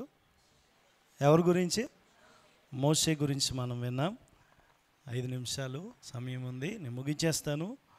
దేవుని బిడ్డలారా, మోషే గొప్ప నాయకుడు, ఇశ్రాయేలు నడిపించిన వ్యక్తి, ఐగుప్తు నుంచి ఇశ్రాయేలును బయటకు తీసుకొచ్చిన వ్యక్తి. అయితే ఆరంభ దినాల్లో మోషే అదృశ్య దేవుణ్ణి చూచాడు. ఎవరిని? మనం ఇందాక చదువుకున్న ఎబ్రీ గ్రంథము 11వ అధ్యాయంలో అక్కడ రాసి ఉన్న మాట మీరు గమనిస్తే 27వ వచనంలో ఉంటుంది. చూడండి, 27వ వచనంలో ఆ మాట ఉంటుంది. చదివి నేను 2 విషయాలు నేను చెప్పి నేను ప్రార్థన చేసి ముగిస్తాను. దయచేసి చూడండి 27వ వచనం. విశ్వాసమును బట్టి అతడు అదృశ్యుడైన వానిని చూచున్నట్లుగా స్థిరబుద్ధి గలవాడై రాజాగ్రహమునకు భయపడక ఐగుప్తును విడిచిపోయాను. దేవుడు బిడ్డలారా, ప్రతి క్రైస్తవుడికి 3 రకాల దృష్టి ఉండాలి. ఎన్ని రకాలు చెప్పాలి? ఎన్ని రకాల దృష్టి? 3 రకాల దృష్టి ఉండాలి. అంటే కనుసూపు 3 రకాలుగా ఉండాలి. మొదటిది దేవుడి వైపు చూడడం నేర్చుకోవాలి. ఎవరి వైపు? అందరూ చెప్పండి. ఎవరి వైపు? దేవుని వైపు చూడాలి. అందుకే 123వ కీర్తనలో అనుకుంటా, దాసుల కన్నులు యజమానుని తట్టు చూచున్నట్లుగా, దాసి కన్నులు తన యజమానురాలు చూచినట్లుగా నీవు కరుణించే వరకు, నీవు మమ్మలను కరుణించే వరకు మా కనుచూపు ఎప్పుడు కూడా, మా దృష్టి ఎప్పుడు కూడా నీ వైపే ఉంటుంది. ఎప్పుడు గుర్తుపెట్టుకోండి, మన జీవితంలో కలిగే ప్రతి సమస్యకి దేవుడే జవాబు. మన చూపు ఎప్పుడు ఎవరి మీద ఉండాలంటే దేవుడి మీద ఉండాలి. అదృశ్యమైన వాటి మీద ఉండాలి. దృశ్యము అనేటివి లోకంలో చాలా కనిపిస్తున్నాయి కదా. ఉదాహరణకి చెప్పాలంటే పైన ఉంటాయి, చాలా విషయాలు ఉంటాయి, చెప్పడానికి ఇప్పుడు సమయం సరిపోదు. కానీ మోషే పుట్టినప్పుడే విశ్వాసంతో పుట్టాడు. విశ్వాసంతో 3 నెలలు దాచిపెట్టారు. మీరు గమనించండి, 40 సంవత్సరాలు వచ్చింది ఎవరికి? మోషేకి. ఎక్కడ పెరుగుతున్నాడు మోషే? ఐగుప్తు భవనంలో పెరుగుతున్నాడు. రాజభవనం. ఏ భవనం? అనుకోలేదు ఎప్పుడు మిద్యాము అనే అరణ్యానికి నేను పారిపోతానని ఎప్పుడైనా అనుకున్నాడా అంటే అనుకోలా. అనుకోని రోజు ఏమండి ఒక వ్యక్తిని చంపాల్సి వచ్చింది. అక్కడి నుంచి పారిపోయిన పరిస్థితి ఎవరికి వచ్చింది? మోషేకి వచ్చింది. అక్కడికి పారిపోయాడు. కానీ దేవుడు విశ్వాసం గురించి చెబుతూ విశ్వాస వీరుల జాబితాలో మోషే పేరు రాయించాడు. ఎవరి పేరు? మీకు ఒక మాట చెప్తాను చూడండి. ఈ 11వ అధ్యాయం అంతా విశ్వాస వీరులే ఉన్నారు. ఎవరు? నాకు విచిత్రం అనిపిస్తుంది. విశ్వాసాన్ని బట్టి వాళ్ళు ఇది చేశారు, పలానా ఆయన ఇలా చేశాడు, పలానా ఆయన అలా చేసాడు అని ఉంటుంది కదా. ఇప్పుడు మీకు అర్థమయ్యేలా చెప్తాను. ఏబేలు శ్రేష్టమైన అర్పణ అర్పించి చనిపోయినా కూడా దేవుడితో మాట్లాడుతున్నాడు. ఏబేలు తర్వాత ఎవరు? ఆనోకు. ఎవరు చెప్పండి? ఆనోకు ఉంటాడు. ఆనోకు విశ్వాసమును బట్టి మరణము చూడకుండా కొనిపోబడ్డాడు అని ఉంటుంది. తర్వాత నోవాహు. ఎవరు చెప్పండి? నోవాహు. మనకి మామూలుగా విశ్వాస వీరుల జాబితా తెలిసి ఉండాలి. నా వైపు చూడండి. ఎవరు? నోవాహు. అదివరకు ఎరగని సంగతుల గురించి హెచ్చరింపబడి హెచ్చరించబడి ఓడను సిద్ధము చేసాడు. ఎన్ని సంవత్సరాలు కట్టాడు? ఎవరైనా చెప్పగలరా? 120 సంవత్సరాలు ఓడ కట్టాడండి. ఎన్ని సంవత్సరాలు? మన బతుకు ఇప్పుడు నిజం చెప్పాలంటే 120 సంవత్సరాలు ఎవరైనా బతుకుతామా లేదా? రాత్రి 11కి 10:30కి ఫోన్ వచ్చింది నాకు. హుబ్లీ నుంచి, కర్ణాటక దగ్గర నుంచి ఫోన్ వచ్చింది. ఒక ఆవిడ పేరు ఈశ్వరి, ఇంకొక ఆవిడ పేరు మీనాక్షి. ఇద్దరికి దెయ్యాలు, ఇద్దరు ఒకలే ఇంట్లో వాళ్ళు, ఇద్దరికి దెయ్యాలు పట్టుకున్నాయి అన్నమాట. ఫోన్ చేశారు. నాకేమో కన్నడ రాదు. నేను తెలుగులో మాట్లాడుతుంటే కనీసం హిందీలో అన్నా మాట్లాడండి అని అంటారు వాళ్ళు. నాకు హిందీ కూడా పూర్తిగా రాదు. నాకు ఇంకేం చేయాలో అర్థం కాలేదు. సరే ఏదేమైనా ప్రార్థన చేస్తానన్నాను. మోకరించి ప్రార్థన చేసాం. నాకు కన్నడ రాకపోవచ్చు, ఏమండి హిందీ రాకపోవచ్చు, కానీ దెయ్యాలకు మాత్రం తెలుగు అర్థమయ్యి దేవుడికి చేయబడుతున్న ప్రార్థన ఏమంటే అవి విని వెళ్ళిపోయినాయి. దేవుడు స్తోత్రం, హల్లెలూయా. ఎంత దూరం ఉన్నా దేవుడు నేను ఒకటే ప్రార్థన చేశా, ప్రభువా నేను దూరంగా ఉండొచ్చు, కానీ నువ్వు దగ్గరగా ఉండే దేవుడు, అందరికీ సమీపముగా ఉండే దేవుడు. ప్రార్థిస్తే నీకులాగా ఎవరు ఏ దేవుడు ద్వితీయోపదేశ కాండంలో ఉంటుంది, అంత సమీపముగా ఏ దేవుడు లేడని అన్నావు కదా ప్రభువా, నువ్వే కార్యం చెయ్యని అన్నా. మళ్ళీ వచ్చే వారం వాళ్ళు వస్తారంట అక్కడ చర్చికి. ఈరోజు పొద్దున్న రావడం లేట్ అయిపోయింది అని చెప్పి వాళ్ళు అక్కడ హుబ్లీ నుంచి రావాలంటే కష్టం అవుతుందని మళ్ళీ వచ్చే ఆదివారం, ఫస్ట్ ఆదివారానికి వస్తానన్నా. నేను అక్కడ ఏదో చర్చికి వెళ్ళండి అమ్మా అని చెప్పాను. మీరు గమనించండి. నేను ఎందుకు ఈ మాట చెప్తున్నానంటే మనకి విశ్వాసం ఉండాలి. ఏముండాలి? మనలో ఏ శక్తి లేదు, మనలో ఏ బలము లేదు. మనం నమ్ముకున్న దేవుడే కార్యాలు చేస్తాడు. మన కనుదృష్టి దేవుడి మీద ఉండాలి. ఎవరి మీద? అందుకే వాడు కట్టాడు. ఎవరు? నోవాహు. విశ్వాసాన్ని బట్టి. అది వరకు చూడండి, ఎప్పుడు కొద్ది గుర్తుపెట్టుకోండి. విశ్వాసానికి ఒక గుర్తు ఏంటో తెలుసా? చూడలేని వాటిని చూడగలడం. విశ్వాసానికి ఒక గుర్తు ఏంటో తెలుసా? చూడలేని వాటిని. అందుకే పైన రాస్తాడు అసలు అదృశ్య దేవుణ్ణి. ఎవరిని? మీరు గమనించండి. అందుకే అక్కడ రాస్తాడు 2వ వచనంలో చూడండి. 2వ వచనం చదువుదాం. 11వ అధ్యాయం 1వ వచనం. విశ్వాసమనున్నది నిరీక్షింపబడని వాటి యొక్క నిజస్వరూపము, అదృశ్యమైనవి ఉన్నవనుటకు నీకు కనిపించదు. ఒక మాటలో చెప్పాలంటే నీకు కనిపించదు. ఉగ్రత నీకు కనిపించదు. నిత్యజీవం నీకు కనిపించదు. దేవుడిచ్చే ఆశీర్వాదం నీకు కనిపించదు. అర్థమవుతుందండి? ఏబేలు ఎందుకు శ్రేష్టమైనది తెచ్చాడు? ఆయన ఒకటి చూస్తున్నాడు, దేవుడు గొప్పోడు. ఈ భూ సంబంధమైన కంటే దేవుడు గొప్పోడు. ఆనోకు దేవుడితో ఎందుకు నడిచాడు? ఈ లోక వస్తువులందరికంటే దేవుడితో నడవడం గొప్ప భాగ్యం. నోవాహు వాడు ఎందుకు కట్టాడంటే ఉగ్రత వస్తుందని తెలుసు. అబ్రహాం ఎందుకు సొంత ఊరు పట్టణాన్ని విడిచిపెట్టి వచ్చాడంటే దేవుణ్ణి వెంబడిస్తే వచ్చే ఆశీర్వాదాన్ని అబ్రహాం చూశాడు. వీళ్ళందరూ కూడా విశ్వాసం అనేది గుర్తుపెట్టుకోండి. మన దగ్గర ఉన్నప్పుడు అన్నీ జరిగిపోతున్నప్పుడు విశ్వాసం కాదు, ఏది లేనప్పుడు మనం దేవుడి వైపు చూడగలడమే విశ్వాసం. మోషే అది చూశాడు. మోషే ఒక్కడే కాదు, చాలామంది చూశారు. మీకు ఒక మాట చెప్తాను. మోషే అది చూశాడు. పెద్దవాడైనప్పుడు 40 సంవత్సరాలు వచ్చినాయంట. ఎవరికి? ఇప్పుడు మోషే ఎదుట 2 ఆప్షన్లు ఉన్నాయి. ఎన్ని ఆప్షన్లు? రెండు ఉన్నాయి. ఒకటి ఫరో కుమార్తె కుమారుడని. ఒక మాట చెప్పనా, ఎన్ని వద్దు అనుకున్నాడో మీకు చెప్తాను. సింహాసనం వద్దు అనుకున్నాడు. ఏమొద్దు అనుకున్నాడు చెప్పాలి. మోసే ఏమొద్దు అనుకున్నాడు? సింహాసనం వద్దు అనుకున్నాడు. ఫరో కుమార్తె కుమారుడని అనిపించుకోలేదు. అంటే రాజకుమారుడని అనిపించుకోవడం గొప్ప ధన్యత కదా, అది వద్దన్నాడు. ఏమండి, భోగాలు ఉన్నాయి అక్కడ.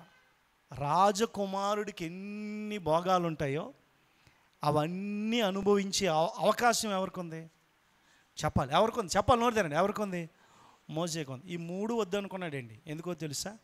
ఆ పై వచనంలో రాస్తాడు. పై వచనంలో అల్పకాల పాప భోగములను అనుభవించుట కంటే, ఐగుప్తు ధనము కంటే, ఏంటి ఇవన్నీ విడిచిపెట్టేసాడండి. ఏం చూస్తున్నాడు?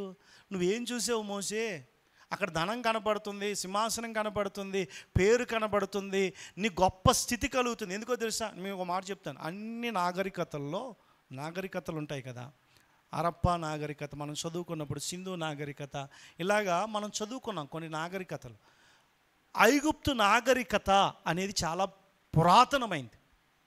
సివిలైజేషన్ అంటాం కదా, అది అన్ని సివిలైజేషన్లో అన్నిటికంటే పురాతనమైంది ఏది అని అంటే, ఏమంటే మనం ఇప్పుడు కొన్ని చేస్తున్నాం. ఐగుప్తీయులు ఎప్పుడో ప్రపంచ వింతలు ఇప్పటికీ వింత.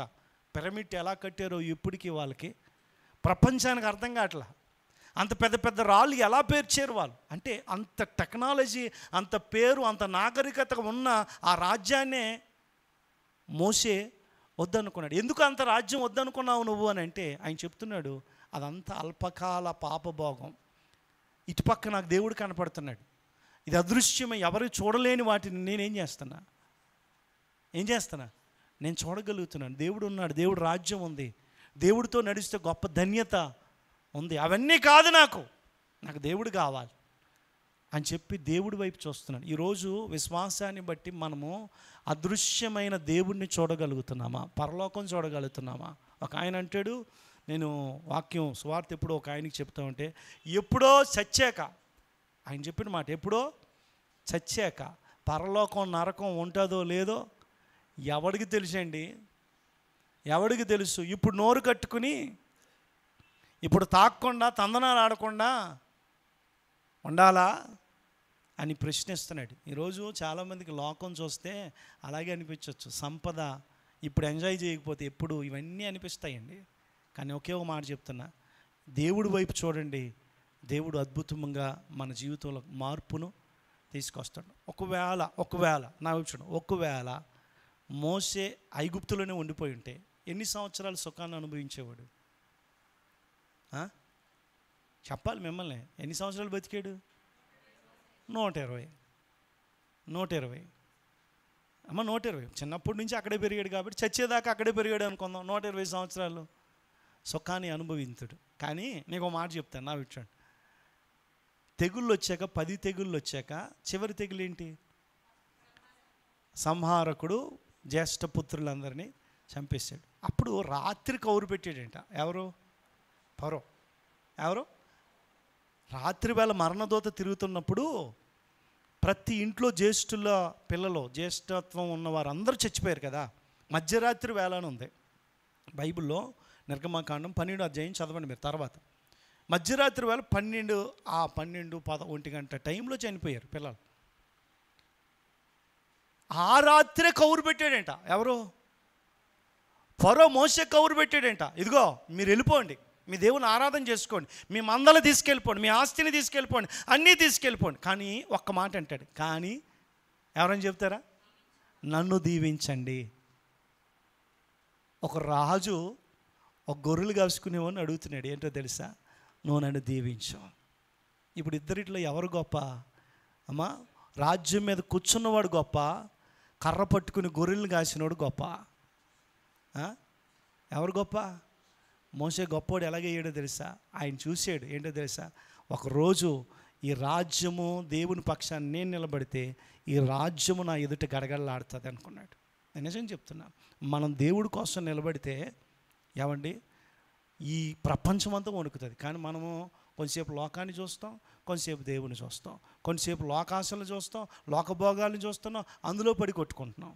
అందుకే ఆశీర్వాదం మన మీదకి రాలేక, పాపభోగాలు బంగారం, ఇవన్నీ ఒకవేళ ఆలోచించేయండి. అవన్నీ కావాలనుకుంటే మోసే గొప్ప ఆధిక్యతను కోల్పోతాడు. మోసేకి ఏది మంచిది అనిపించిందో తెలుసా? శ్రమ అనుభవించడమే గొప్ప. అనుభవించాడా శ్రమలో? అనుభవించాడా? ఎన్ని రకాల శ్రమలు అనుభవించాడో తెలుసా? అందుకే కొరింథీ పత్రిక 2వ అధ్యాయం ఈ చివరి మాట ఒకసారి చదువుదామా? 2 కొరింథీ పత్రికలో ఒక మాట ఉంటుంది, మంచి మాట. శ్రమలను చూసి మనం ఎప్పుడు కూడా ఏం చేయకూడదు అంటే భయపడకూడదు. చూడండి 2 కొరింథీ 4వ అధ్యాయము, చూడండి 4వ అధ్యాయము, ఈ మాట ఒక్కటే చదువుదాం. 18వ వచనం అయిపోయింది సమయం. చూడండి, క్షణమాత్రముండు మా సులకన శ్రమ మా కొరకు అంతకంతకు ఎక్కువగా నిత్యమైన మహిమా భారమును కలగచేయుచున్నది. ఎలాగనగా దృశ్యమైనవి అనిత్యములు, అదృశ్యమైనవి. మోసే చూసిందే అది. ఏది? ఎవరు చూడలేంది మోసే చూసాడు. శ్రమలు పర్వాలేదు, ఎంతకాలం ఉంటాయి? నా బ్రతికినంత కాలం ఉంటాయి. కానీ చచ్చాక దేవుడి సన్నిధిలో నాకు నిత్య మహిమ కలుగుతుంది. ఏ మహిమ? నిత్య మహిమను